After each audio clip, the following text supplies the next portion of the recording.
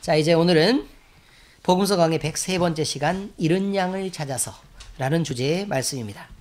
오늘은 2018년 가을에 만나는 추수감사주일입니다. 모두 한 해를 돌아보면서 하나님이 우리에게 베푸신 감사의 조건들이 어떤 게 있을까? 또 우리는 그 감사의 조건들을 얼마만큼 생각하고 지나갈까? 그리고 감사의 조건들을 과연 나는 알고 있는가? 이런 것들을 찾아 생각하는 귀한 시간들이 되셨으면 합니다. 때로 살아가다가 힘든 상황들도 있었겠고 어려움들도 있는 것을 압니다. 그러나 우리를 사랑하시는 예수님을 바라보고 그 한 분을 주목하면 우리에게는 늘 희망이 있다는 것을 잊지 마시기 바랍니다. 우리 모두 하나님의 은혜 속에 귀하게 머무는 자들 되시기를 살아계신 우리 주님 예수 그리스도의 이름으로 축복합니다. 자, 오늘 말씀입니다. 예수님은 공생의 제3년에 갈릴리 북부 지역에 사역을 하고 계셨다고 제가 쭉 누차에 말씀을 드리고 있습니다. 근데 예수님이 하시려는 일은 사람들이 기대하는 것과는 좀 달랐습니다. 예수님이 하시려는 일은 하나님 나라의 잃어버린 양을 찾아서 그를 구원하게 하시려는 것이었습니다. 예수님이 귀신을 쫓아내는 것도 그것을 알게 하시기 위한 것이고 하나님 나라를 알게 하시기 위한 거고, 병을 치료하신다거나 아니면 여러 가지 어려움들을 만나고 있는 이웃들의 친구가 되어주신다거나 아니면 소외된 자들에게 다가가서 하나님의 말씀으로 전파하고 위로의 말씀을 전한다거나 하는 이 모든 일들은 모두 다 하나님의 나라, 그 다음에 구원에 관한 일들을 선포하고 전파하기 위함이었다라는 것을 여러분들이 꼭 기억하셔야 합니다. 그러므로 여러분, 예수님이 관심을 가진 건 세상 사람들이 갖는 관심과는 달라서 하나님 나라에 관심이 있었고, 또 목마르고 절망적인 사람에게 친구가 되어주는 그 일들을 하나님이 하셨다는 것입니다. 그런데 많은 사람들은 예수님을 처음 만났을 때 정치적으로 그를 기대하고 있었습니다. 이 식민지 치하에서 이 지긋지긋한 로마인들의 압제 속에서 우리가 지금 고통받고 있는 것을 하나님이 보시지 않느냐. 그러니까 제발 우리에게 오셔서 우리를 구원해 주실 그 권력과 힘을 가진 메시아를 보내달라고 기도했던 것입니다. 그런데 그들은 시간이 점점 지나자 어떤 사람들은 메시아가 오셨는데 우리가 생각하는 그 메시아가 아니고 하나님이 하나님의 나라를 선포하시는 그 메시아구나 라고 인정하는 무리들이 있었고, 또 어떤 사람들은 우리가 기대하는 메시아가 아니네? 저 사람은 메시아가 아닌가 봐 라고 결론하는 사람들이 있었다는 것입니다. 하나님의 나라를 바라보던 사람들은 결국 하나님 나라가 자기 마음속에서 점점 구체적으로 만들어지고 예수 그리스도라는 그 이름, 그 형상대로 완성되어 가고 있다는 것을 그들은 점점 느낄 수 있게 되었다. 그런 날입니다. 자, 예수님은 자신의 사역을 잃어버린 양의 비유를 통해서 말씀하고 계십니다. 그런데 이 비유는 같은 장에 등장하는 어떤 다른 내용에 이어서 등장하는 말씀입니다. 이 본문의 앞선 내용은 그러면 무엇이냐? 이 앞에 뭐가 나와 있을까 이거죠. 왜냐면 이 내용이 나와 있을 때는 이게 연결되는 내용으로 나와 있으니까요.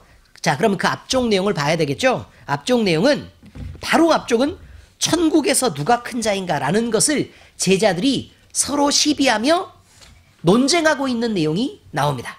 근데 천국에서 누가 큰 자인가라는 것을 왜 논쟁을 했을까? 그럼 바로 그 앞쪽에 있는 사건이 뭐냐면요, 예수님이 제자들이 귀신을 쫓아내지 못하는 모습을 보고 믿음이 없는 패역한 세대를 한탄하시면서 그걸 꾸중하시는 장면들이 나오고, 그래서 귀신을 쫓아내서 아버지가 데리고 온 귀신 들린 그 아들을 치유해서 돌려보내는 일이 있습니다. 그런데 바로 그 앞쪽에 나와 있는 내용이 뭐죠? 바로 그 앞쪽의 내용이 뭐예요? 변화산에서의 예수님의 기도. 근데 그 기도는 뭐였죠? 예수 그리스도의 죽음입니다. 죽음. 자, 그러면 예수님은 어디에 지금 목표를 두고 가고 계시냐면 자기의 죽음입니다. 그런데 제자들은 그 죽음이라는 내용의 알맹이는 못 보고 껍데기만 본 것입니다. 찬란했던 하나님의 영광이 그들의 눈앞에 있었을 때 그들은요. 자, 그러면 이 영광스러운 하나님의 나라가 완성될 때 우리는 지금 이렇게 돌아보니까 아니 12명이나 되고 그죠? 근데 예수님이 딱 봐도 몇 명만 데리고 이렇게 자꾸 움직이시는 걸 보니까 뭐 셋 중에 하나가 제일 크겠네. 뭐 이런 생각을 하는 것입니다. 예수님이 왕으로 서면 총리 대신은 누가 할까? 베드로? 근데 그거 보기에는 수제자니까 베드로인 것 같은데 예수님의 마음이 사랑 가득한 눈으로 요한을 잡고 바라보고 계시고 그러니까 둘 중에 그 다음에 뭐 야고보도 있으니까 뭐 이렇게 해서 도대체 누가 누군지를 정확하게 그 마음을 알 수가 없는 거예요. 그래서 과연 누가 그 자리를 차지할까를 논쟁하고 있었단 말입니다. 예수님은 무엇을 말할 때요? 십자가의 죽음을 얘기할 때 제자들은 뭘 얘기했다고요? 누가 큰 자리를 차지할까? 이것을 얘기하고 있었다. 그런 말입니다. 제자들은 서로 논쟁을 벌였고 예수님은 이들의 논쟁에 대해서 꾸중하면서 말씀하시기를 어린아이 하나를 불러 세우고 이 어린아이와 같이 아니하면 천국에 갈 수도 없고 이 어린아이처럼 스스로를 낮춰서 섬기는 자가 안 되면 천국에서는 큰 자가 될 수가 없다. 그리고 이 어린아이 하나만 섬기는 것도 나를 섬기는 것으로 내가 인정을 하겠다 라고 말씀하셨던 것입니다. 그런데 그 말씀에요 뭐라고 나오냐면 이 어린 소자 하나라도 업신여기지 말고라는 단어가 등장합니다. 뭐가 등장한다고요? 업신여기지 말고라는 단어가 등장한다고요. 그러지 말라고 경고합니다. 다른 사람의 약점을 보고 그를 업신여기는 것은 그 영혼을 실족시키는 것이 되므로 예수님은 이같이 행하지 말 것을 명령하시고 그렇게 행하는 자에게는 화가 있을 것이다 라고 직접 화가 있을 것이라고 경고합니다. 그리고 나서 등장하는 것이 오늘의 본문입니다. 그러니까 배경을 이제 충분히 다 이해를 하셨죠? 네, 그렇습니다. 자, 길 잃은 양을 비유하는 본문은 이렇습니다. 자, 어린 소자 하나라도 잃는 것은 하나님의 뜻이 아니다. 그리고 자, 그게 하나님의 뜻이 아닌데 그러니까 너희들도 그를 실족하게 하거나 그를 넘어지게 하지 말아라. 그리고 나서 등장하는 것이 오늘의 본문 길 잃은 양의 비유다. 이런 말이죠. 자, 이렇게 말합니다. 말씀에 너희 생각에는 어떠하냐? 만일 어떤 사람이 양 100마리가 있는데 그 중에 하나가 길을 잃었으면 그 99마리를 산에 두고 가서 길 잃은 양을 찾지 않겠느냐? 우리로 먼저 집어넣고 양을 찾으러 간 게 아니라 산에다가 그대로 두고 길 잃은 양을 찾으러 헤맨다. 그런 말이에요. 제가요, 다른 목사님의 설교를 들어보니까 저녁 때에 가서 양떼 숫자를 세봤더니 한 마리가 비더래요. 그러니까 마음이 아파서 부지런히 그 양을 찾아 헤맸답니다. 안 그렇습니다, 여러분. 목자가 그 정도밖에 관심이 없지 않습니다. 우리의 목자이신 예수 그리스도는 우리의 각 사람 한 사람을 주목하시고 자기의 목숨을 다해 사랑하시는 분입니다. 여러분, 강아지를 키워도 그 10마리를 구분하지 못하는 주인이 없습니다.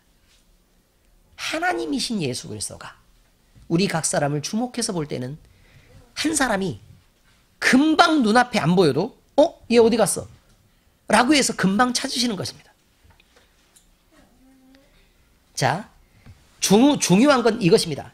그 99마리를 산에 둔 채로 가서 길 잃은 양을 찾는 것이 찾지 않겠느냐라고 반문하시는 걸 보니까 너무 당연하다는 말입니다. 진실로 너희에게 이르노니 만일 찾으면 길을 잃지 아니한 99마리보다 이것을 더 기뻐하리라. 그런데 여러분, 이렇게 생각하게 되죠. 잃어버린 양은 귀하고 그럼 교회 안에 99마리로 잘 들어있는 우리는 그럼 덜 귀한가? 어떻습니까, 여러분? 여러분은 그걸 어떻게 생각하십니까? 어쨌든 그건 맞습니다.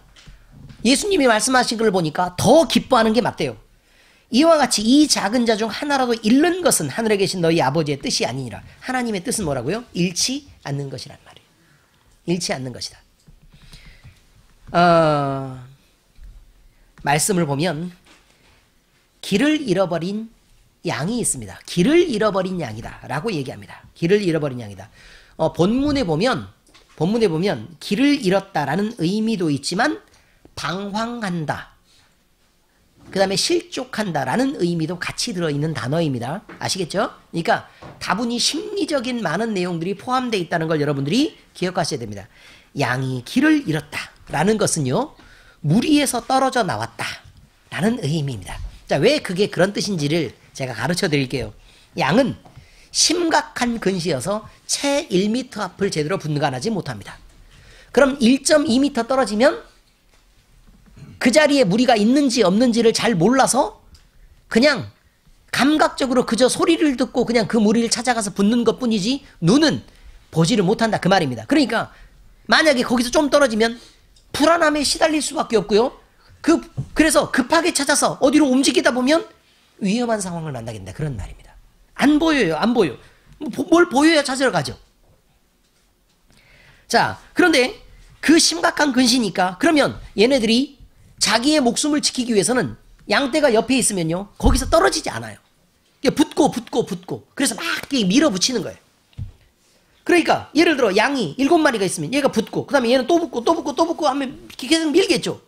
그래서 무리를 좁은 공간에 집어넣으면 중간에 압사하는 애가 생겨요. 그만큼 안 보인다고요. 그렇게 붙으려고 하는 것은 왜 그렇다고요? 안 보이니까요. 불안하니까요. 안 보여서 그런 것입니다. 자, 이렇게 양들은 서로 몸을 붙여 의지하면서 무리 생활을 하고 있습니다. 그래서 양들은 목자의 소리에 관심이 굉장히 많습니다. 그래서 목자의 소리를 기억하고 그 소리에 민감하게 반응하면서 움직입니다. 그래야 보이지 않아서 만날 수 있는 위험한 천적들의 공격으로부터도 방어할 수 있고, 또 무리가 함께 붙어 있다는 것은 낭떠러지 같은 위험을 피할 수 있기 때문에도 그렇습니다.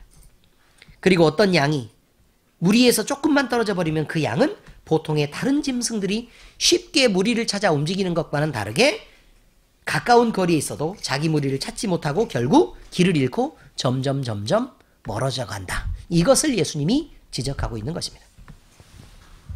그러면 양은 무리를 찾아 안전하게 무리 속으로 스스로 돌아올 수 없게 되는데, 이런 때는 절대적으로 누구의 도움이 필요할까요?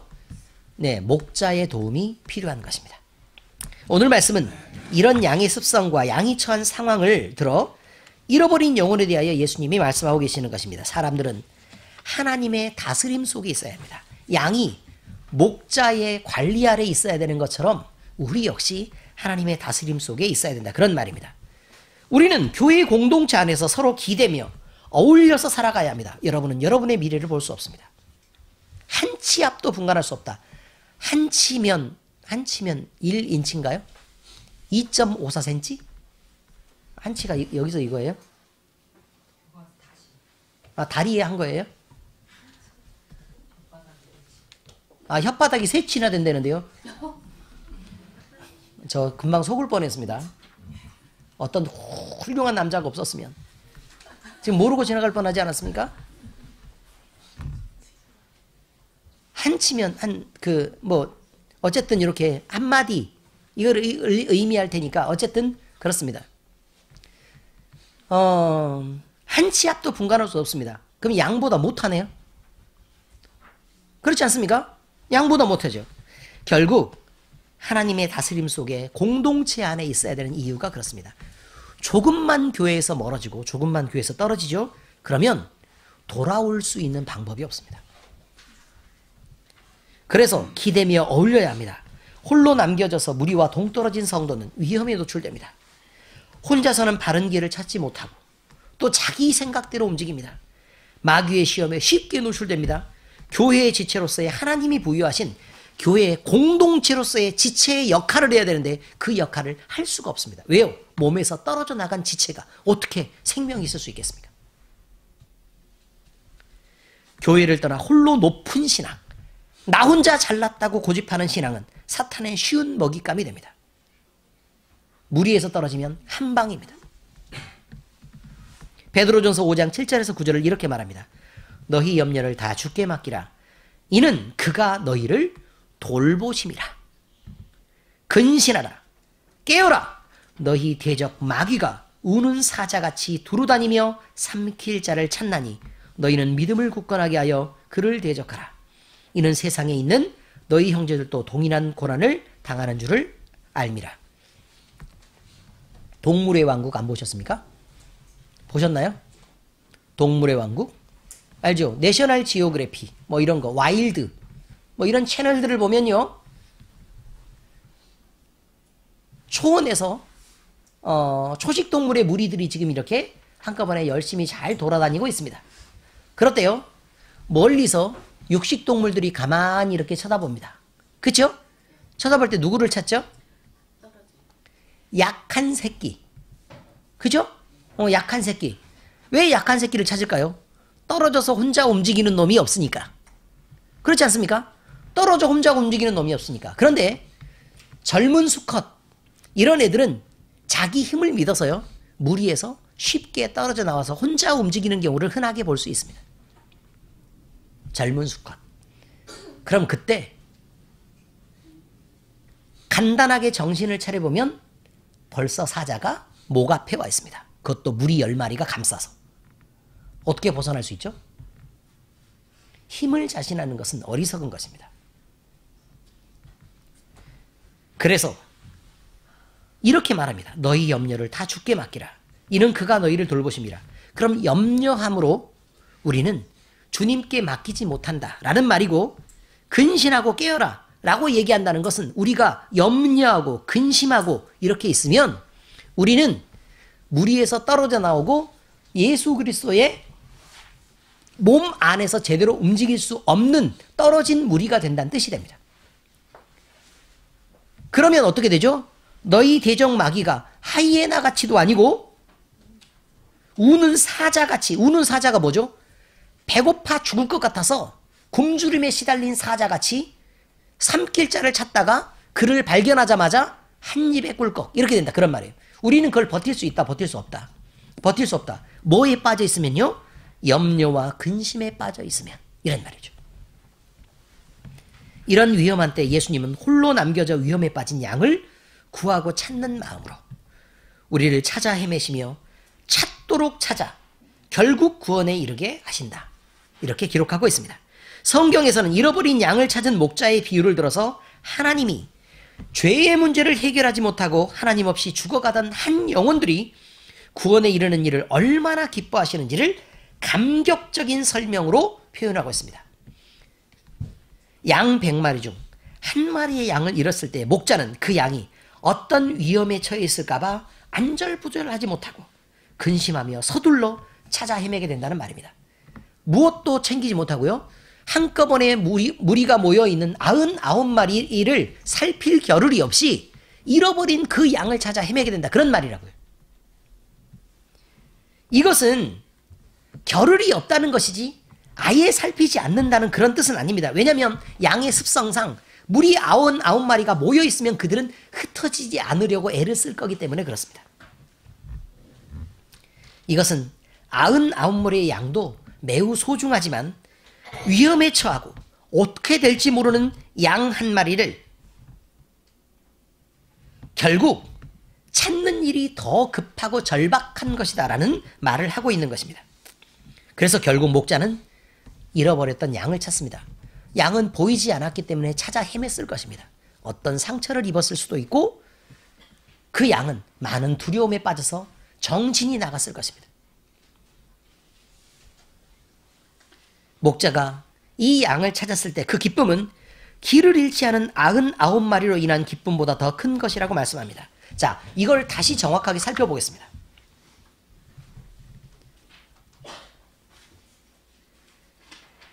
지금 여기서는 기쁨을 비교하고 있습니다. 그죠? 이 기쁨은 누구랑 비교하고 있는 거냐면 길을 잃어버려서 위험에 빠져서 헤매고 있는 이 양을 구원하는 일과 99마리로 인한 기쁨이다 라고 지금 표현을 하고 있죠. 99마리는 그저 내 안에 존재하고 있는 것에 대한 기쁨입니다. 그러니까 이들은 위험에 처해 있지 않습니다. 아, 너희들이 있어서 좋다. 너희들이 있어서 좋다. 어이구, 너 그렇게 이쁘게 자라고 있네? 이런 것에 대한 기쁨이죠. 그런데 이 양은요, 죽어가는 양을 살리는 기쁨입니다. 그러니까 죽고 사는 문제가 있는 거고, 그냥 여기서는 나와 함께 있어서 즐거운 것에 대한 기쁨입니다. 이해가 되십니까? 결국은 우리가 교회 안에 있어서 우리 교회 교인들이 지금 뭐 엄청 많습니다. 그런데 여기서 우리가 우리 나름대로 하나님을 예배하고 찬송하고 그 다음에 하나님을 섬기는 그런 기쁨들이 분명히 있을 것입니다. 그리고 하나님은 우리의 예배를 기뻐 받으시고 또 우리가 하나님 안에서 이렇게 살아가는 것을 너무너무 즐거워하고 계시는 건 분명히 맞습니다. 그러나 여러분, 잃어버린 영혼이 이 전을 찾아서 하나님 앞에서 회개하고 돌이키고 그래서 구원받는 그 일과 우리가 그저 예배를 드리는 일과는 비교할 수 없는 차이가 있다는 것입니다. 우리는 그저 우리의 삶에서 우리가 당면한 문제들에 신경을 씁니다.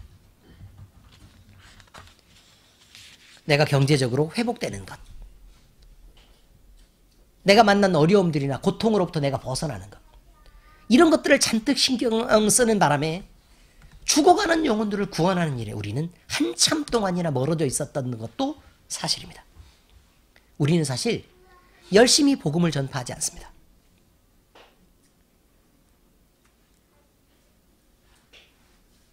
그래서 하나님이 무엇을 원하는지는 관심이 없고 그저 나에게만 목적을 두고 나 회복되는 것이 급합니다. 분명히 하나님은 우리에게 말씀하십니다.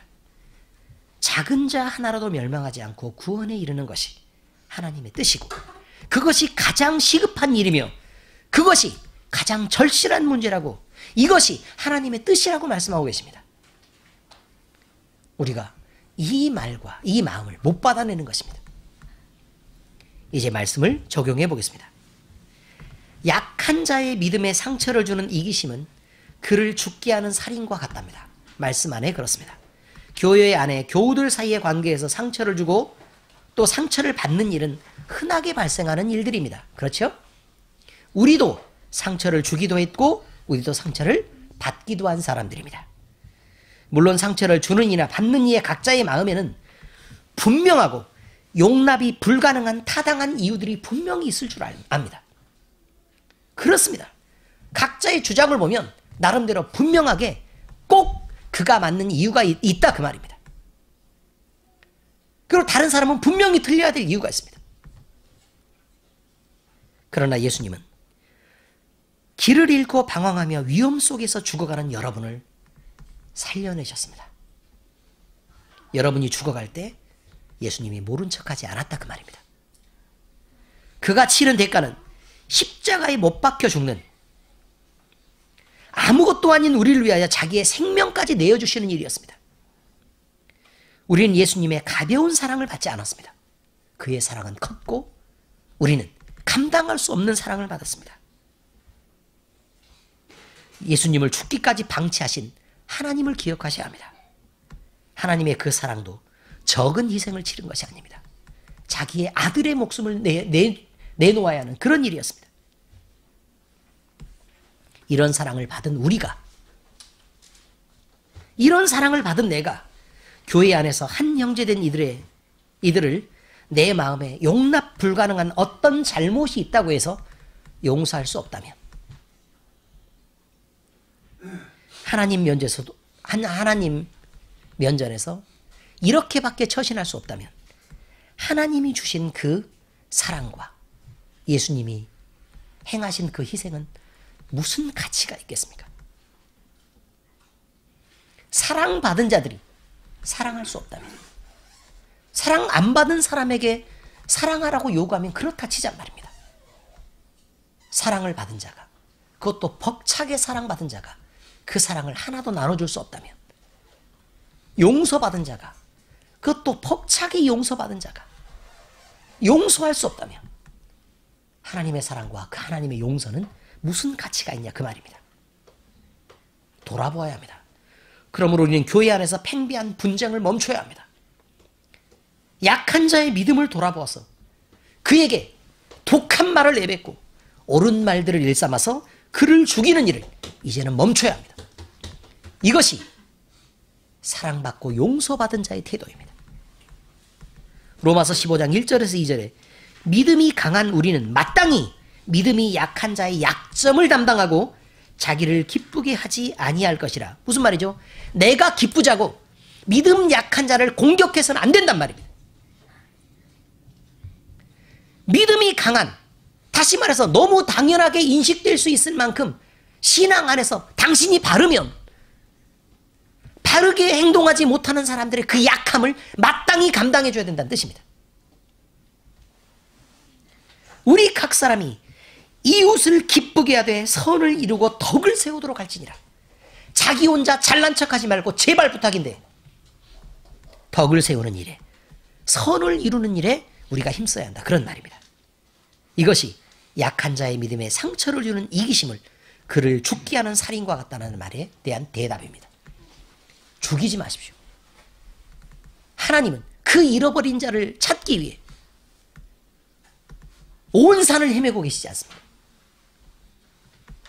그런데 우리는 아무렇지도 않게 내 생각이 옳다 그래서 그를 쉽게 판단하고 그에게 상처를 줘서 그가 구원받지 못하는 자리로 버려지게 한다면 그럼 우리는 하나님 앞에서 무엇이 되겠습니까?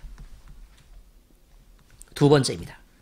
그럼 우리는 우리가 누리는 자유가 있음에도 스스로 그 자유를 통제할 줄도 알고 절제할 줄도 알아야 합니다.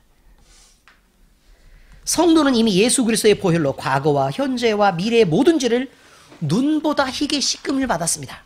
되십니까? 우리의 죄는, 과거에 지었던 모든 죄는 우리가 예수 그리스도를 믿고 회개하고 돌이켰을 때는 이미 그것은 우리에게 모든 권세를 잃습니다. 하나님이 우리를 사랑하시는 그 사랑으로 벅차고 놀랍게도 그 죄는 우리의 것이 아닙니다. 아멘. 그러므로 우리는 생명을 갖게 되었습니다. 설사 우리가 좀 부족하고 기준에 미치지 못한 실력을 가져서 지금 현재 죄를 짓고 있다고 할지라도 우리는 그것 때문에 멸망하지 않습니다. 왜냐하면 예수 그리스도의 보혈이 이미 그 죄를 용서하셨기 때문에 그렇습니다.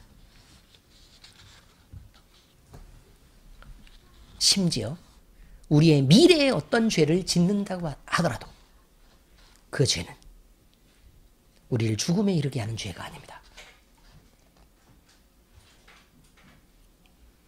우리는 이렇게 완벽하게 용서를 받았고 완벽한 씻김을 받았습니다. 그것이 예수 그리스도의 보혈의 능력입니다. 그러므로 우리는 우리가 지은 죄 때문에 멸망할 걱정은 다시는 하지 않아도 좋습니다. 목사가 지적하는 건, 우리 목사님이 지적하는 것은요, 여러분이 하나님의 자녀답게 행동하라는 것이지 그것 때문에 멸망한다는 뜻이 아닙니다. 그러니 아주 기본적인 전제는 뭐라고요? 하나님은 사랑이시다. 그리고 어쩔 줄 모르고 우리를 사랑하신다라는 그 전제를 잊지 않으셔야 합니다. 이 사실은 하나님의 약속과 예수님의 말씀에 근거한 것이므로 여러분이 자주 뉴스에 들었던 것처럼 완전하고 검증 가능하며 불가역적인 진리로 돌이킬 수 없는 것입니다. 멋있지 않습니까? 어쩜 그렇게 뉴스에서 우리가 하고 싶은 얘기를 정확하게 했는지 모르겠습니다. 뭐라고요? 완전하고 검증 가능하며 불가역적인 진리다. 돌이킬 수 없다는 것입니다. 심지어 우리가 미래에 어떤 죄를 범할지라도 예수 그리스도의 보혈의 능력은 우리를 멸망에 이르도록 그렇게까지 허용하지 않는다는 말입니다. 그런데 우리에게 이런 완벽한 권리가 있고 완벽한 자유가 있다고 해서 그 자유를 마음껏 방종하면서 사용하고 형제를 넘어뜨리게 하는 것이 옳으냐라는 것은 생각해 볼 필요가 있다는 것입니다. 성경에는 기록되어 있습니다. 이것이 옳지 않다. 또한 하나님의 마음을 아프게 하는 것이다. 그러므로 주의하고 그렇게 하지 않도록 애쓰는 게 어떤가? 우리는 분명히 자유인입니다. 그러나 예수님의 마음을 살펴 주님께 영광을 돌려야 하는 존재에도 된다는 것을 잊지 말아야 합니다. 우리가 자유가 있다고 해서 마음대로 행동하고 뭐 잘못해도 다 용서받으니까 막 사람 죽이고 다니고 도둑질 마음대로 하고 다니고 사람들 마음대로 미워하고 그렇게 해도 좋다는 말이 아닙니다. 고린도전서 8장 9절 또 12절에 이렇게 나와 있습니다. 그런즉 너희의 자유가 믿음이 약한 자들에게 걸려 넘어지게 하는 것이 되지 않도록 조심하라. 이같이 너희가 형제에게 죄를 지어 그 약한 양심을 상하게 하는 것이 곧 그리스도에게 죄를 짓는 것이니라. 이렇게 말합니다. 이것이 두 번째. 우리가 누리는 자유가 있더라도 우리는 스스로 통제하고 절제해야 될 필요가 있다라는 것입니다. 세 번째 이야기입니다. 하나님의 가장 큰 기쁨은 죽어가는 영혼이 구원받는 것이 아니겠습니까? 우리는 가끔 하나님의 가장 큰 관심사를 잊고 있는 것 같습니다. 하나님은 우리가 성장하는 것을 원합니다. 너무 예쁠 것입니다. 앞에서 꾸물꾸물 이렇게 움직이는 것이 너무 귀여울 것입니다. 그리고 우리가 잘 되는 거 좋을 것입니다. 마음의 자랑이 될 것입니다. 너무 흡족해서 막 마귀한테 그렇게 말하고 싶은 것이죠. 네가 동방의 욥을 보았느냐? 너 정의자 봤냐? 너 최보은이 봤냐? 그가 어떻든 봤지? 봤지? 제가 느끼는 게 그겁니다. 우리 송혜경 집사가요. 우리 시우, 우리 시우, 우리 시우 계속 그럽니다. 그렇지 않습니까? 하나님은 안 그럴 것 같습니까? 여러분의 이름을 부르고 우리 보은이 하지 않을 것 같습니까? 우리 은교 안 할 것 같아서 여러분들이 그렇게 처신하십니까? 그렇지 않습니다. 하나님은 여러분이 하나님의 자랑입니다. 아멘? 하나님은 여러분이 하나님의 뭐라고요? 자랑입니다. 아쉬운데요. 안타까운데. 근데 하나님은 여러분이 하나님의 자랑입니다. 여러분은 하나님을 자랑하지 못해도 하나님은 여러분이 하나님의 자랑입니다.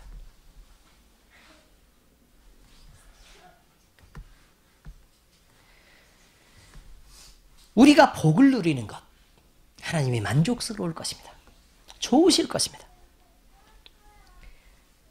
그런데 하나님의 관심이 굉장히 많으십니다. 우리가 잘 되는 것, 내 자녀가 어떻게 움직이는가 라는 것에 대해서 관심이 많겠죠. 그러나 이 모든 관심은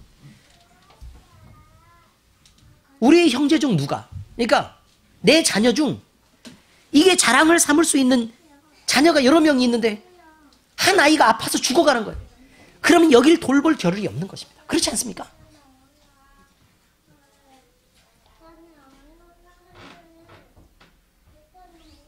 죽어가는 영혼이 구원에 이르게 하는 것, 이것이 하나님의 관심을 집중하고 있다는 것. 그 관심에 하나님의 깊은 감각이 거기에 꽂혀 있다는 걸 여러분들이 잊으시면 안 됩니다. 요한복음 3장 16절에서 17절, 참 어렵고 귀한 말씀인데 같이 읽어보실까요? 준비되셨나요? 요한복음 3장 16절인데 뭘 찾아요? 3장 16절 17절 시작. 하나님이 세상을 이처럼 사랑하사 독생자를 주셨으니 이는 그를 믿는 자마다 멸망하지 않고 영생을 얻게 하려 하심이라. 하나님이 그 아들을 세상에 보내신 것은 세상을 심판하려 하심이 아니요 그로 말미암아 세상이 구원을 받게 하려 하심이라. 어떻습니까? 하나님이 세상을 이처럼 사랑하사, 그 이처럼이 뭐냐면 독생자를 주신 것처럼 사랑하사, 이거죠. 그를 믿는 자마다 멸망하지 않고 영생을 얻게 하시려고 예수님을 보내셨답니다. 그런데 예수님을 보내신 것이 마치 우리가 돈 잘 벌고 평안하고 잘 살게 하기 위해 보낸 것처럼 한참이나 착각하는데 그것은 부수적으로 따라오는 것이지 그게 메인은 아니란 말입니다. 쓰기다시 잔뜩 먹고 배불러가지고 회가 나왔더니 나 이제 그만 먹을래. 이거하고 똑같은 일입니다. 우리가 그저 우리의 관심만 강조하고 하나님의 마음을 살피는 데서 떠나면 우리는 경건한 그리스도인이 아닙니다. 그러므로 우리는 죽어가는 영혼의 마음을 두어야 합니다. 생명을 살리고 하나님을 기쁘시게 해야 합니다. 이것이 하나님이 바라시는 참 좋은 열매입니다. 하필 추수감사절에 이런 열매에 관한 말씀을 드리게 돼서 참 감격스럽고 기쁜 일입니다. 이 좋은 추수감사절에 겨우 곡식만 내어드리는 것은 어쩌면 하나님께는 대단히 죄송한 열매일 것입니다. 이제 우리는 마음을 모아 하나님을 기쁘시게 하는 자들이 되어야 합니다. 곡식을 들여서 축제를 할 일이 아니라 영혼을 모아들여서 하나님 앞에 축제의 기쁨을, 그 잔치를 여러분들이 함께 누릴 수 있어야 합니다. 교회 안으로는 지체를 살펴서 믿음이 약한 자들이 무너지지 않는지 잘 살펴야 합니다. 다시 말씀드리겠습니다. 교회 안으로는 믿음이 약한 자들이 무너지지 않도록 여러분들이 사랑과 관심을 갖고 여러분들의 독한 기준을 적용하지 말아야 합니다. 그리고 교회 밖으로는 죽어가는 영혼들이 너무 많습니다. 이들을 살리는 일에 마음을 두고 힘써야 합니다. 열심히 전도해야 합니다. 이것이 우리 모두의 의무이자 마땅히 은혜를 입고 구원받은 성도로서의 도리일 것입니다. 이것을 결단하십니까? 기도하시겠습니다. 사랑하는 하나님 아버지, 우리를 사랑하셔서 우리를 구원해 주시고 주님 안에서 살게 해주심을 감사드립니다.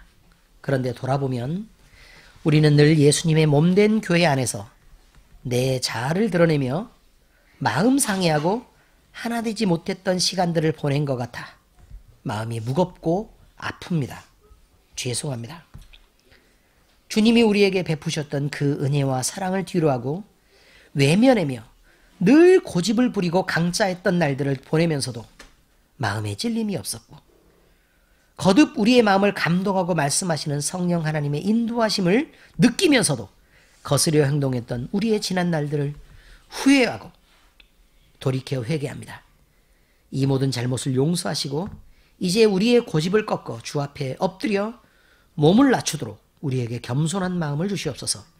형제를 사랑하고 섬기며 죽어가는 영혼들을 향해 안타까움과 긍휼함으로 돌아보게 하시고 발을 동동 구르며 임박한 위험을 알리는 복음의 증인이 되게 하시옵소서.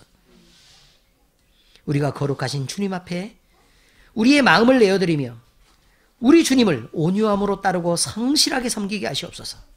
바라고 기도하건대 우리에게 성령 충만한 은혜를 주시옵소서. 이 모든 말씀을 우리를 사랑하시는 우리 주님 예수 그리스도의 이름으로 기도드립니다. 아멘.